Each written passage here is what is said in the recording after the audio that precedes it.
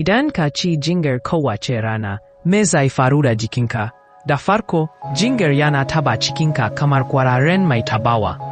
Zai iya inganta fitar da ruwan narkewa, hanzarta narkewar abinci, ya baka damar cewa kai ban kwana da rashin jin dadin ciki. Ka more abincin mai dadi.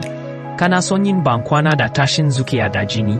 Jingar babban mai ceton rai ne, musamman ga mata masu juna biyu da marasa lafiya da ke karbar magani. Saboda yana zama abin sha mai sabunta jiki da kwantar da hankali. Jingar yana da fa'ida mai yawa idan ya zo ga kulawar suga na jini. Yana ba da kariya ta musamman ga masu ciwon sukari, da kuma sa suga na jini ya zama mai dorewa. Bugu da kari, jingar yana kama da mai kula da gwiwoyi, yana dada da saukake ciwon gwiwa don haka zaka iya rayuwa cikin sauki. Gingerol a cikin jingar yana kama da garkuwa mai sihiri daga yan free radicals a jikinka, yana gina kakkarfan kariya ga kwayoyin halittarka, amma karfin gingerol baya tsaya a nan. Hakanan yana zama babban mai yaki da kumburi, yana kawo goyon baya mai karfi ga gwiwoyin jiki.